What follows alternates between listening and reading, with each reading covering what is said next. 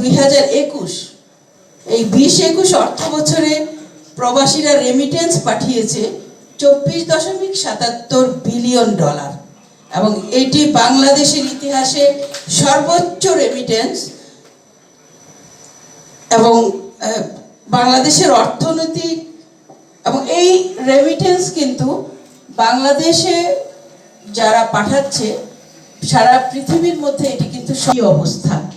সেই সময়ে কিন্তু বাংলাদেশে সর্বোচ্চ রেমিটেন্স গিয়েছে এই যাবৎকালের। এখন বুঝেন আপনারা কি করছেন বাংলাদেশের জন্য, কতটা।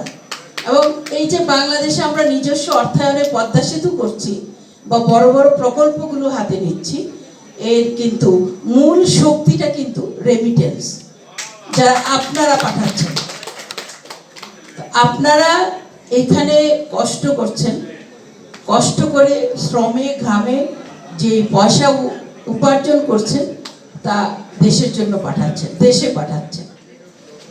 তো কোনো অংশেই এটাকে কিন্তু খাটো করে দেখার কোনো উপায় নেই। বাংলাদেশের অর্থনীতি যেভাবে এগিয়ে যাচ্ছে রেমিটেন্স ছাড়া সম্ভব হতো না। তো আমরা যদি ধরি যে বাংলাদেশে এইভাবে এগিয়ে যাচ্ছে, আমরা জানি 2041-এ বাংলাদেশ উন্নত বিশ্ব হতে যাচ্ছে এবং ইতিমধ্যেই বাংলাদেশ কিন্তু উন্নয়নশীল দেশের মর্যাদা পেতে যাচ্ছে। 26-এ এটা পুরোপুরি এই মর্যাদাটা পুরোপুরি ঘোষণা হবে। ইতিমধ্যে এটার কয়েকটি ধাপে বাংলাদেশ এগিয়েছে। তো এর সব কিছু জেনেছি।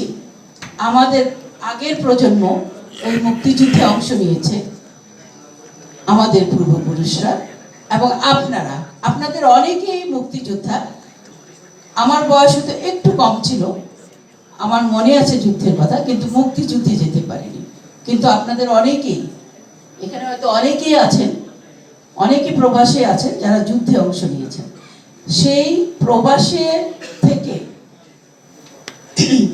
এই মুক্তিযুদ্ধের জন্য যে সারা বিশ্বের মানুষের কাছে পৌঁছে দেওয়া মুক্তিযুদ্ধের কথা, অর্থ সংগ্রহ করা, সেখানে প্রবাসীদের ভূমিকা ছিল।